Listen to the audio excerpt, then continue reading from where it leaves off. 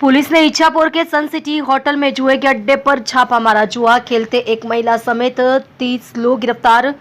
सूरत शहर के इच्छापुर इलाके में एक होटल में चल रहे जुए के अड्डे का भंडाफोड़ हुआ है। पुलिस ने होटल के कमरे में छापा मारकर जुआ खेल रहे एक महिला समेत 29 लोगों को गिरफ्तार किया। इसके साथ ही कुल 24,13,000 रुपये की प्रॉपर्टी जब्त कर कानूनी कार्यवाही की गई है। इस बारे में मिली जानकारी के अनुसार इच्छापुर पुलिस टीम पेट्रोलिंग पर थी। उसी समय सूचना मिली कि इच्छापुर बस स्टेशन के पास सन सिटी होटल के एक कमरे में कुछ लोग पैसे से हार जीत का जुआ खेल रहे हैं।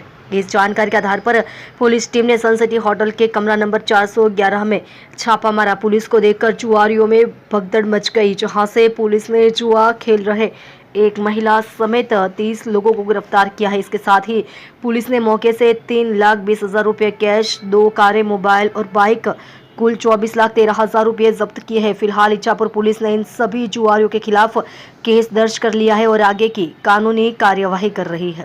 देख रहे हो न्यूज़ 9 सुरती चैनल के साथ कल्पेश राणा की रिपोर्ट।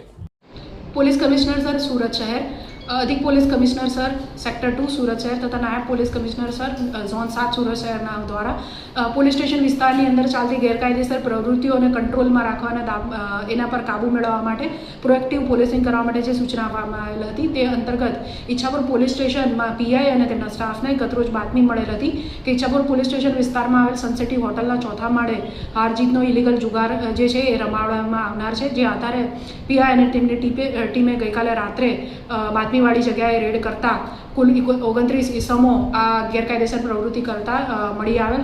આ મામલે પીઆઈ દ્વારા જે એફઆઈઆર રજીસ્ટર કરીને કાયદેસરની કાર્યવાહી અત્યારે કરવામાં આવેલ છે। આ કેસની વિગત જોઈએ તો કુલ 29 ઇસમો હોટલ માલિક સહિત એમને પકડવામાં આવેલ છે।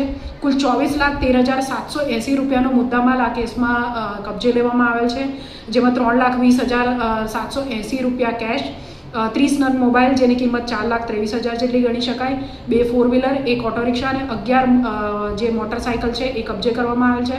વધુમાં હારજીતનો જુગાર રમવા માટે 12 નંગ કેટ અને એક આંકડાનું બોર્ડ છે એ પણ તપાસના કામે કબજે કરવામાં આવેલ છે।